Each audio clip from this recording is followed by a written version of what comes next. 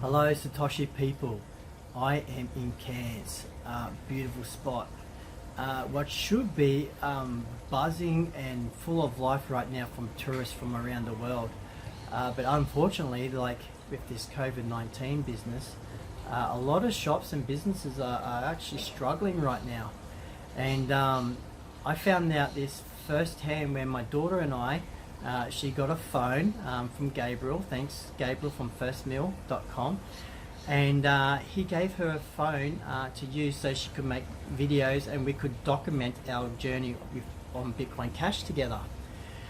Anyway, so we're down there and we had our bitcoin.com map out and we were going to go to a pizza place only to find out that it's been shut down. And then we went to another place to try and get something to eat, and same thing, just an empty store. It's been totally scrubbed bare. It's up for lease. So we went to another place called Sandwich and Pickle, I believe, if I recall correctly. And we went there to try and get a sandwich, at least for my young son, because he was getting hungry, and something for ourselves. And I noticed there was no Bitcoin Cash accepted here sticker, so I went and asked the waitress. I said, waitress, in so many words, I said, hey, do you accept Bitcoin Cash here? And she looked at me and she goes, let me check at the back. So she went to the back, and then she came back out and said, we used to accept Bitcoin Cash, but there was not enough demand for it, so we just sort of stopped. And I went, oh, that's a shame, because I bought a kebab for $11, and that same kebab now is worth $29. You know, it's still worth $11 on the when you buy it, like from the menu, but the price has increased to $29 in value with Bitcoin. So anyway, perhaps she's going to go back and talk to the powers that be behind the scenes.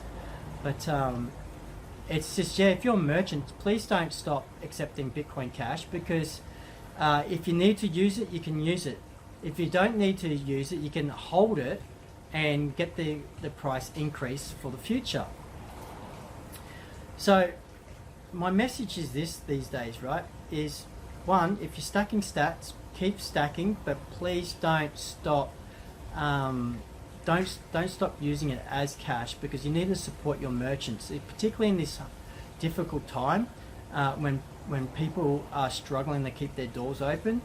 You know, if they can manage to get some sort of relief and hold their Bitcoin Cash as long as possible, that's the ultimate outcome. You want to keep them in the ecosystem. You want to keep all these merchants in the ecosystem, because one day you will need it. Okay, so my daughter and I were supposed to do a Bitcoin Cash lifestyle in Townsville. A project where we were going to show all the merchants that I went to when I was stuck in Townsville for a whole year living off Bitcoin Cash, the services I used, and just go around there and just show how it's possible to do that.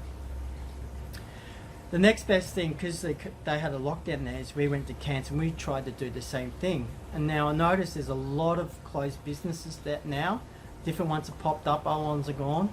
A lot of itinerants and homeless people getting around. And so normally, like for example, when we met Walter today, Walter was in a wheelchair, this Indigenous young man. Well, he's not really young, he's an old man, but I call him young man. So Walter was in a wheelchair, and he was just there, and he was struggling with his wheelchair to get up this little bump in the pavement. So I looked at my daughter looked at me, and we looked at each other. We knew without even saying anything what we needed to do. So we pushed, I introduced myself and I pushed him and helped him to go where he wants to go. And then before I said goodbye, I gave him $10 cash. Yeah, I'm not saying this to brag or anything like that, but I'm saying this to drive a point, because I don't normally tell people what I do, right? If I do say something about charity, it's only a small fraction of what I actually do, because, and then when I do it, it's to encourage others to do the same. Yeah.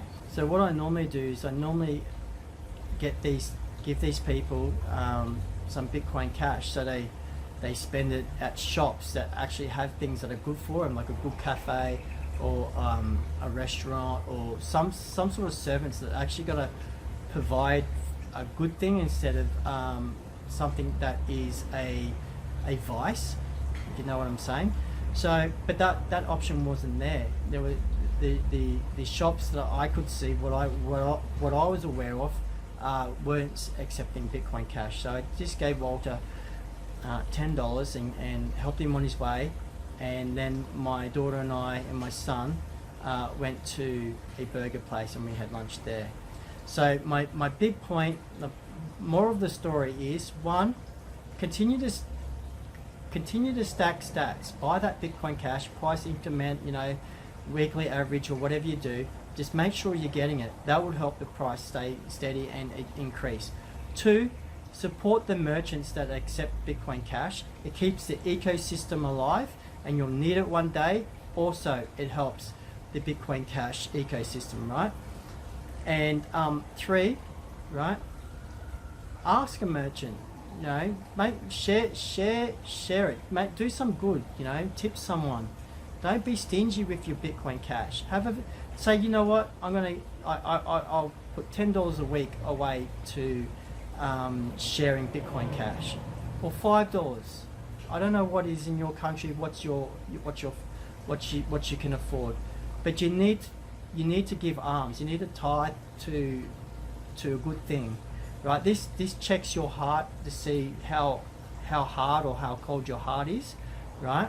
And also not only rewards you because you've done something good in your personal life, like I feel good that's a self-satisfactory good thing, but you do good. You cause a ripple effect by doing good to someone else. But also it's a universal kingdom principle that when you give, you get given back. Good things happen to those that give. Okay, so you can't outgive God. The only thing that can ruin your walk, your life, is you. You've got free will, right? So I give as a check of my spirit, as my heart, to see if I'm still humble, to see if I've got any stuff that's creeping in, a real alignment, keep me on the straight and narrow. But yeah, guys, just remember, you're Satoshi, I'm Satoshi, we're all Satoshi. All right, so make sure you do your part. All right, peace out, and I got to go, but I'll see you in the next video. Take care.